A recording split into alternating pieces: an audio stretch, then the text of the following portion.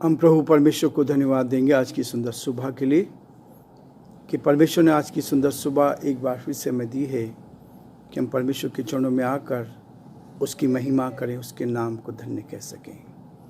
प्रियो, आज के दिन की शुरुआत हम प्रभु के वचन के साथ करना चाहते हैं ताकि प्रभु की उत्तम आशीष हमारे साथ बनी रहे और दिन भर हम प्रभु की महिमा कान बन सकें।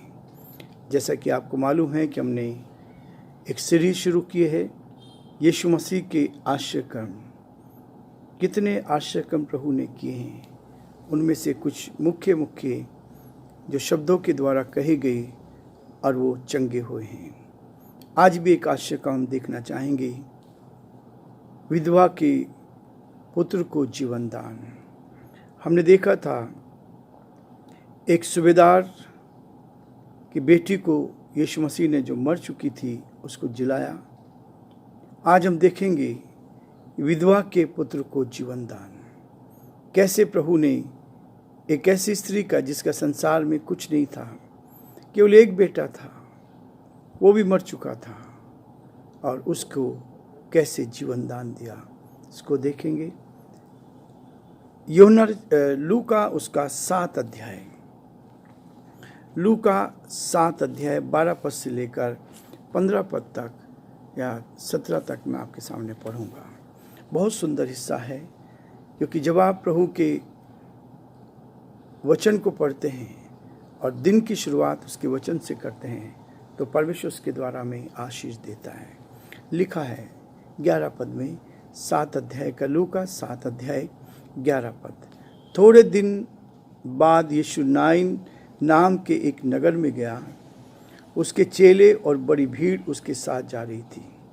जब वह नगर के फाटक के पास पहुंचा तो देखो, लोग एक मुर्दे को बाहर लिए जा रहे थे, जो अपनी माता का एकलौता पुत्र था, और वह विधवा थी, और नगर के बहुत से लोग उसके साथ थे। उसे देखकर प्रभु को तरस आया और उसने कहा, मत रो। तब उसने पास आकर अर्थी को छुआ और उठाने वाले ठहर गए। तब उसने कहा, हे जवान, मैं तुझसे कहता हूँ, उठ। तब वह मुर्दा उठ बैठा और बोलने लगा। उसने उसे उसकी माँ को सौंप दिया। इससे सब पर भय छा गया, और वे परमेश्वर की बड़ाई करके कहने लगे, हमारे बीच में एक बड़ा भविष्यद्वक्ता उठा है, और परमेश्वर ने अपने लोगों पर कृपा दृष्टि की है। और उसके विषय में ये बात सारे यहूदिया और आसपास के सारे देश में फैल गई। परमेश्वर अपने इस वचन के पढ़े और सुने जाने पर आशीष दे। आमीन। दुआ करेंगे। जीवते और सच्चे विश्वास के योग्य परमेश्वर, धन्यवाद देते हैं सुंदर वचन के लिए जो आपने हमारे हाथों में दिया है। अद्भुत चमत्कार करने वाले, सामर्थ्य काम करने वाले परमेश्वर, हम आपकी स्तुति, आपकी प्रशंसा करते हैं, आपके नाम को धन्य कहते हैं।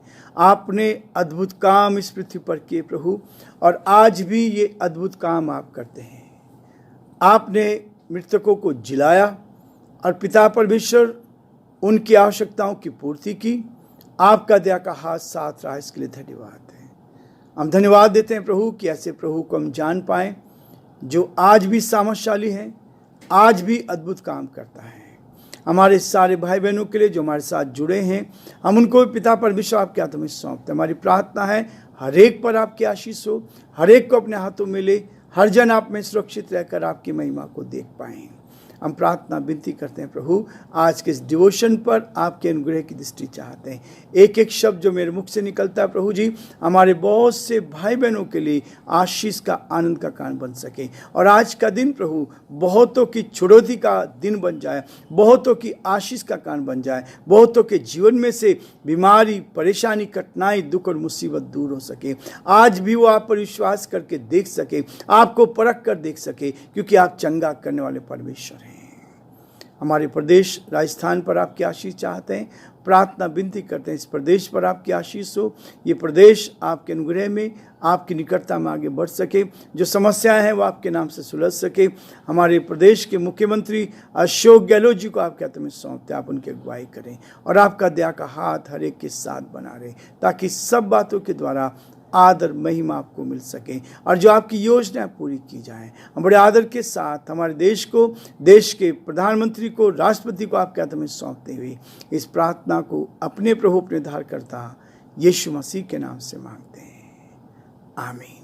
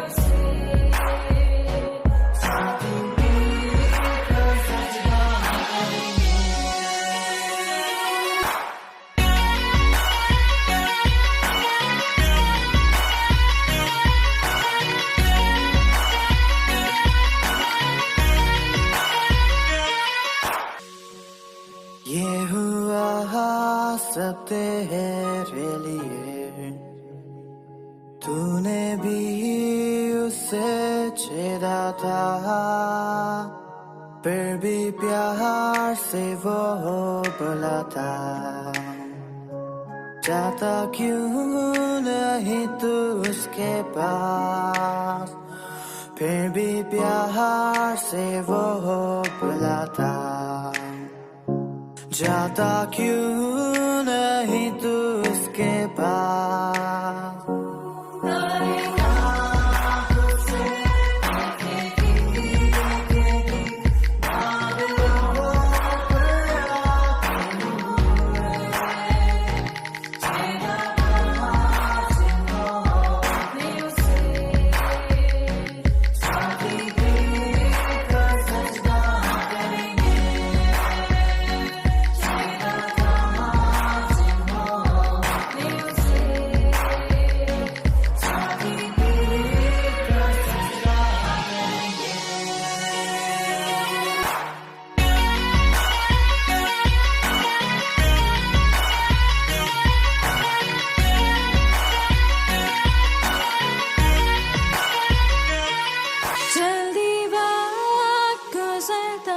जाता है, रात अंधेरी आती है, तौबा कर दरवाजा होगा बंद, कुछ ना होगा फिर पछताने से,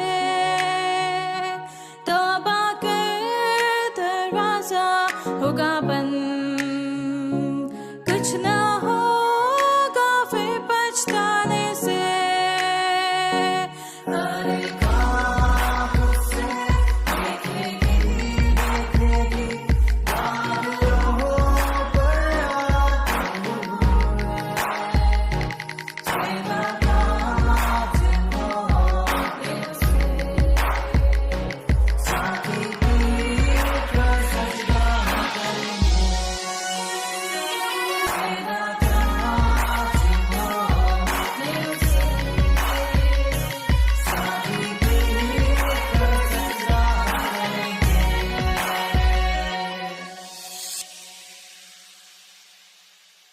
प्रियो, परमेश्वर का धन्यवाद हो कि वो अद्भुत युक्ति करने वाला प्राकर्मिक परमेश्वर है। जब वो इस पृथ्वी पर आया, चरनी में पैदा हुआ, तब स्वर्गदूतों ने गडरियों कहा वो अद्भुत युक्ति करने वाला प्राकर्मिक परमेश्वर है। इसकी भविष्यवाणी की गई थी और यीशु मसीह का जीवन एक अद्भुत जीवन रहा है, जिसको हम देख रहे हैं। केवल 3.5 वर्षों में, अपने जीवन के 3.5 वर्ष उन्होंने सेवकाई को दिए और इस 3.5 वर्षों में ही इतना बड़ा कार्य किया है। भीड़ की भीड़ प्रभु के साथ थी। यहाँ पर जैसा हमने पढ़ा है लूका 7 अध्याय उसके 11 पद। इससे पहले हमने देखा था सूबेदार की बेटी को प्रभु यीशु मसीह ने शब्दों से कहा, उस बेटी को छुआ और चंगाई पाई। आज हम देखेंगे एक ऐसी स्त्री जो विधवा है, जिसके पति की मृत्यु हो चुकी है और उसके केवल एक ही बेटा था जो उसकी परवरिश करना था, जो उसके बुढ़ापे में उसकी सहायता करने वाला था, लेकिन उसकी भी मृत्यु हो गई। परमेश्वर हमारे जीवनों में से तकलीफ़ों को दूर करके हमें आनंद देना चाहता है। इस बार लिखा है थोड़े दिन के बाद, यानी इससे पहले भी बहुत कुछ घट चुका है, इससे पहले भी बहुत कुछ हो चुका है, लेकिन अब कुछ दिन के बाद यीशु मसीह नाइन नाम के एक नगर में गया। उसके चेले और बड़ी भीड़ उसके साथ जा रही थी। जहाँ जहाँ यीशु मसीह जाते थे वहाँ चेले साथ रहते, भीड़ साथ रहती, लोग आश्चर्यक्रम को देखते थे, लोग उस पर विश्वास करते थे, लोग चमत्कारों को देखते थे और प्रभु उन लोगों के बीच में चमत्कार करता था। देखिए, जब शादी होती है तो दूल्हे के सामने लोग सामने चलते हैं डांस करते हुए, लेकिन जब किसी की मृत्यु होती है तब लोग उसके पीछे चलते हैं। अर्थी सामने जाती है, आगे आगे चलते हैं लोग लेकर, और पीछे लोग उनके पीछे जाते हैं। शादी के समय लोग आगे रहते हैं, मृत्यु के समय लोग पीछे रहते हैं। शादी में डांस करते हैं, बैंड बाजे बजते हैं, लेकिन मृतक व्यक्ति के पीछे सारे लोग शांति से चलते हैं। यहाँ पर क्या हुआ, जब यीशु मसीह उस नाइन नाम के नगर में प्रवेश किया, जब वह नगर के फाटक के पास पहुंचा, तो देखो लोग एक मुर्दे को बाहर ले जा रहे थे, शहर से बाहर शमशान में उसको जलाने के लिए। जैसे लिखा है कि लोग उसको ले जा रहे थे। अर्थी तैयार थी। यीशु ने देखा, जो अपनी माता का इकलौता पुत्र था, जानकारी ली गई और वह विधवा थी और नगर में बहुत से लोग उसके साथ थे। बहुत से लोगों की सहानुभूति इस स्त्री के साथ थी। पति की डेथ हो चुकी थी, इकलौता पुत्र उसके पास था, उसके बुढ़ापे का कोई सहारा नहीं था। ऐसी कंडीशन में रोकते बिलखते हुए लोग जा रहे थे। बड़ा कठिन रहता है, उस माँ के लिए बहुत कठिन होता है जिस माँ का इकलौता पुत्र और उससे पहले उसका पति उसको छोड़कर चला गया। लिखा है 13 पद में, उसे देखकर प्रभु को तरस आया। प्रियो, यीशु मसीह के लोग एक दूसरे पर तरस खाते हैं। प्रभु यीशु मसीह एक दूसरे पर तरस खाता है। जब ये सारी पीड़ा यीशु ने सुनी, उसको तरस आया और तरस आके उसने क्या किया, उस स्त्री से कहा मत रो। जो बिलख रही थी, तड़प रही थी, बेचैन थी, अपने पुत्र के गम में, अपने बेटे के गम में वो रो रही थी। यीशु ने कहा रो मत। यीशु ने कहा रो मत। तब उसने पास आकर अर्थी को छुआ, पास आकर अर्थी पर हाथ लगाया, और जैसे उसने अर्थी पे हाथ लगाया और उठाने वाले ठहर गए, जो लोग उस अर्थी को लेकर जा रहे थे वो ठहर गए। तब उसने कहा, हे जवान, मैं तुझसे कहता उठ। हे जवान, मैं तुझसे कहता उठ। यीशु के शब्दों में ताकत है। अभी तक आपने देखा होगा, जहां जहां भी जिसको भी ये प्रभु ने चंगाई दी, ये 11वां आश्चर्यकर्म है जिस चीज को लेकर पिछले 11 दिन से हम बराबर इस बात को देख रहे हैं। मृतकों को जिलाया। यीशु मसीह ने अपने जीवन काल में 3 मृतकों को जिलाया। जैसे हमने देखा था सूबेदार की बेटी को, आज हम देख रहे हैं इस विधवा के बेटे को, इससे कहा, हे जवान उठ, मैं तुझसे कहता हूं उठ। हे जवान, मैं तुझसे कहता हूं उठ। जहां सब कुछ खत्म हो चुका था, जहां सब कुछ निराश है, लोग जब निराश हो जाते हैं, यदि वो प्रभु के पास आ जाएं, मैं बार बार कहता हूं प्रियो, जब आप हताश होते हैं, निराश हो जाते हैं, तब आप प्रभु के पास आकर देखिए प्रभु क्या करेगा। तब वह मुर्दा तुरंत उठ बैठा। क्या स्थिति होगी, माहौल कैसे बदल गया होगा। सारे लोग रोते जा रहे, गमगीन थे, दुखी थे, लेकिन अचानक ही जब प्रभु यीशु मसीह आ गया, उसने कहा, हे जवान उठ, मैं तुझसे कहता हूं उठ। और वो जवान उठकर बैठा और बोलने लगा। परमेश्वर की तारीफ हो। प्रियो, जीवन जब आदमी मरा हुआ होता है और जीवित होता है, जब हमारी आत्मा मरी हुई होती है, जब वो जीवित होती है, तब हमारे मुख से क्या निकलने लगते हैं? सच्चाई के शब्द निकलने लगते हैं। प्रभु की आराधना करने के लिए शब्द निकलते हैं। हम सच्चाई के लिए सब कुछ। वो बोलने लगा, उसने उसकी माँ को सौंप दिया, ये तेरा बेटा है, बहन ये बेटा तेरा है। जो मर गया था जीवित हो गया है। जीवित उस माँ को दिया। माँ का ढाढ़स बंधा, हिम्मत बंधी, और लोगों ने देखा। लोग देख कर इससे सब पर भय छा गया, सन्नाटा छा गया। क्या स्थिति हो गई? वे परमेश्वर की बड़ाई करके कहने लगे, यह सच्चाई को कोई दबा नहीं सकता, सच्चाई को कोई छुपा नहीं सकता। सच्चाई जो है कभी छुपती नहीं है। तब लोगों ने कहना शुरू किया, ये परमेश्वर की बड़ाई करके कहने लगे, हमारे बीच में एक बड़ा भविष्यवक्ता उठा है और परमेश्वर ने अपने लोगों पर कृपा दृष्टि की है। ऐसे समय में, कठिन समय में, ऐसे समय में जब मुसीबत होती है, ऐसे समय में यीशु आपके साथ रहता है। आज भी वो हमारे साथ है।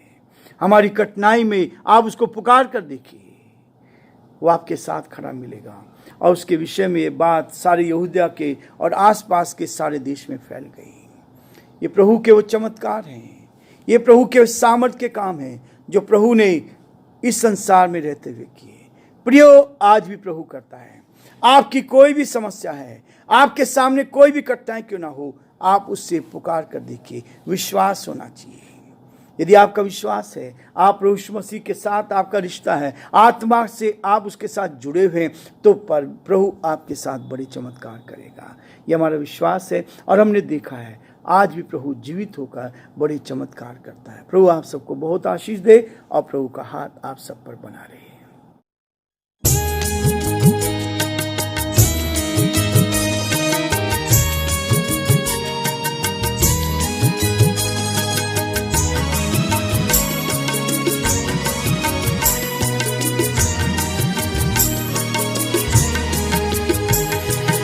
यीशु मेरे,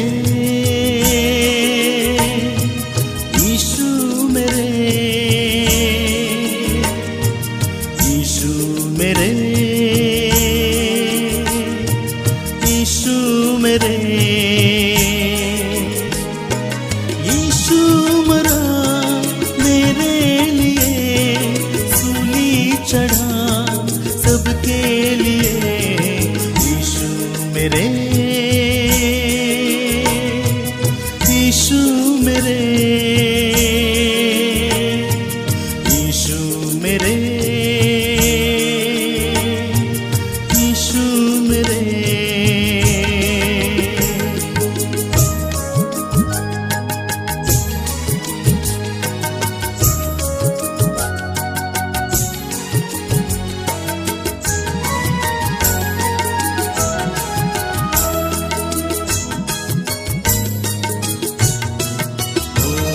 लहू भी बहाया, कीमत चुकाई, कोड़े भी खाए मेरे लिए।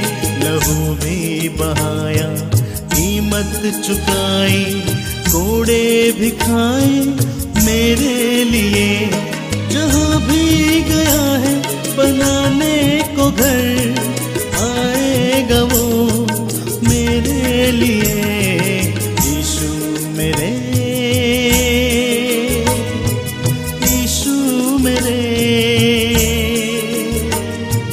यीशु मेरे, मेरे।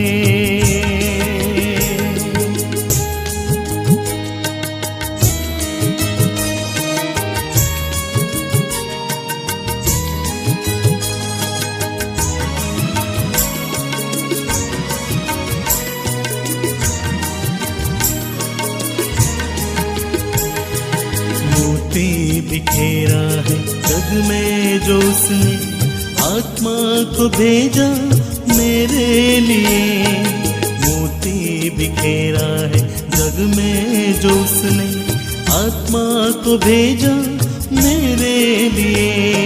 मोती चुनोगे आगे बढ़ोगे, प्रार्थना वो करता मेरे लिए।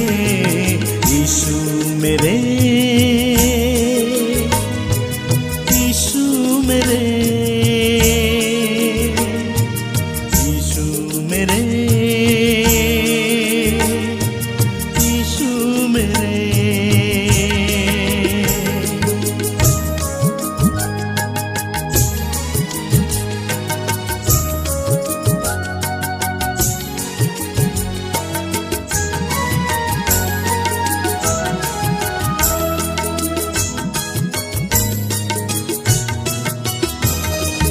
आत्मा बचाया, रूह मिलाया, दान मिला है मेरे लिए। आत्मा बचाया, रूह मिलाया, दान मिला है मेरे लिए। आएगा जब वो जगत के लिए, जो भी पुकारे जीवन के लिए। यीशु मेरे, यीशु मेरे,